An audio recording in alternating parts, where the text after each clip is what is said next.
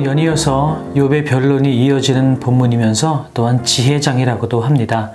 왜냐하면 욥이 지혜에 대해서 이야기를 하기 때문이죠. 욥은 세상에 있는 금과 은을 지혜와 비교해서 이렇게 이야기를 합니다. 은이 나는 곳이 있고 금을 재련하는 곳이 있으며 철은 흙에서 캐내고 동은 돌에서 녹여 얻느니라. 금도 은도 우리가 땅에서 캐서 찾아낼 수 있다라는 얘기를 하고 있는 겁니다. 그런데 12절에 보면 지혜는 어디서 얻으며 명철이 있는 곳은 어디인가?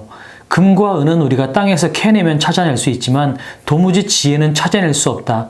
그 길을 사람이 알지 못하나니 사람 사는 땅에서는 찾을 수 없구나 라고 이야기를 합니다. 왜냐하면 지혜는 하나님께 있기 때문에 그렇죠. 우리가 이해할 수 없는 훨씬 더 크고 놀라우신 하나님 안에 지혜가 있기에 그 지혜는 우리가 찾아낼 수 없는 것이다 라고 이야기를 하고 있는 것입니다. 그러면서 마지막에 이렇게 이야기합니다. 또 사람에게 말씀하셨도다. 보라, 주를 경외함이 지혜요 악을 떠남이 명철이니라.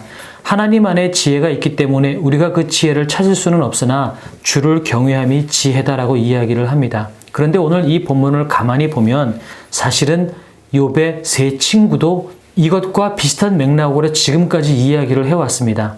그런데 욥과 욥의 세 친구가 이 본문을 사용하는 그 맥락이 다르다는 것을 우리가 생각해야만 됩니다. 왜냐하면 욥의 세 친구는 주를 경외하면 지혜고 악을 떠나는 게 명철이다라는 것을 인과응보의 사사기에 적용해서 네가 주를 떠나면 벌받고 주 안에 있으면 선한 것이다. 주를 떠나면 악이고 그렇지 않으면 선이다 라는 것으로 적용해서 욥에게 이야기했지만 욥은 주를 경외함이 지혜요. 이것을 저는 오늘 순종함이다 라고 바꿔서 여러분께 설명을 해드리고 싶습니다. 참 어렵고 힘든 본문이기도 합니다. 무슨 말이냐면 우리는 하나님이 우리의 기도에 응답하시기 때문에 하나님이 언제나 선하시기에 우리를 최고의 길로 인도하시기 때문에 우리가 하나님을 믿고 하나님을 따라갑니다. 더 나아가서 우리는 우리의 삶에 어려움이 닥쳤을 때 기도 제목이 있을 때 우리의 필요를 채우기 위해서 때로는 금식도 하고 때로는 40일 작정 기도도 하고 하나님 앞에 발버둥을 쳐서 내가 원하는 그것을 하나님 안에서 얻어낼 때까지 우리는 기도하고는 합니다.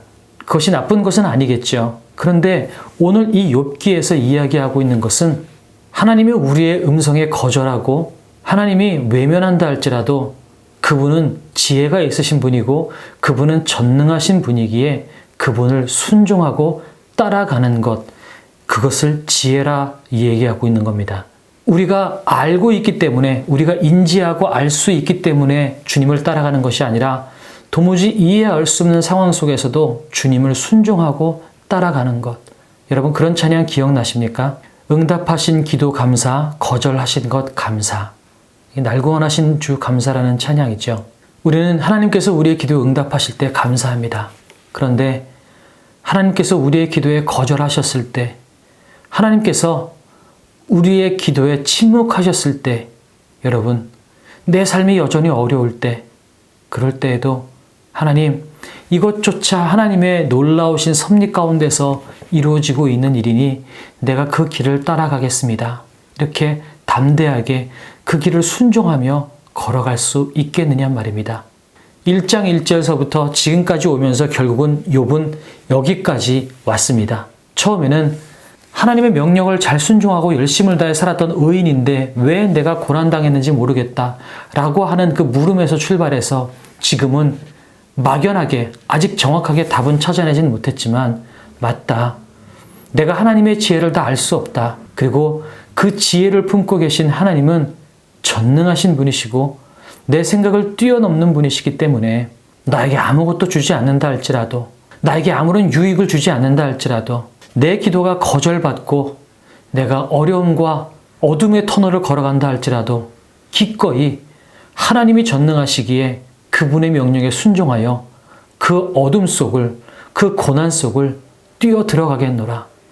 이렇게 다짐하고 고백할 수 있는 지경까지 욥이 지금 올 수 있었다 하는 것입니다. 이런 고백하는 것이 참으로 어려우리라 믿습니다. 끝까지 응답 안 하시고 고개를 돌리시는 하나님, 너무나 야속하고 원망스러워서 때로는 하나님 나 당신을 믿고 싶지 않습니다. 따라가고 싶지 않습니다. 이렇게 고백하고 싶을 그 순간에도 비록 내 기도에는 응답하지 않으셨지만 하나님은 전능하시고 하나님이 지혜 그 자체이시니 내가 이 어둠 속을, 이 고난의 터널 속을 기꺼이 따라 들어가겠습니다. 우리가 이렇게 결단할 수 있는 지경까지 우리의 믿음이 자랄 수 있었으면 좋겠습니다. 예수님을 생각해 보십시오. 이 잔을 내게서 옮기시옵소서. 그때 하나님은 침묵하셨습니다. 나의 아버지, 왜 날 버리십니까? 그렇게 절규했을 때 하나님은 고개를 돌리셨습니다. 그러나 그 고난과 죽음을 뛰어넘어서 예수님께서 하나님의 위대하심을 온몸으로 증명해 보이셨던 것처럼 우리의 삶 가운데 하나님, 왜 이렇습니까? 왜 나는 이렇게 힘이 듭니까? 이렇게 부르짖어도 응답하지 않으시고 여전히 침묵하시는 그 하나님, 그럼에도 불구하고 그 하나님을 따라가는 그 걸음의 끝에 하나님의 전능하심이, 하나님의 위대하심이 드러나게 될 것입니다.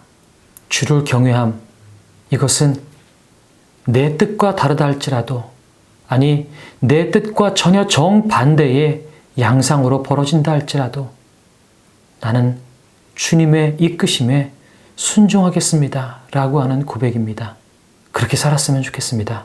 그렇게 하나님의 전능하심을 증명해낼 수 있는 여러분과 제가 되었으면 좋겠습니다. 힘냅시다. 찬양하고 기도하겠습니다. 빈손으로 왔습니다. 작은 사랑 가슴에 안고 순종하며 왔습니다. 가슴이 움직이는 대로 이곳에 왔습니다.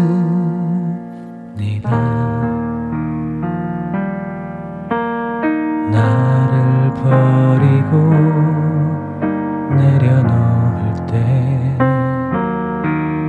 내 안에 넘치는 사랑을 보았습니다. 작은 순종에 하늘 문을 여시는 그 사랑에 눈물을 흘립니다. 나 이제 이곳에 살아갑니다.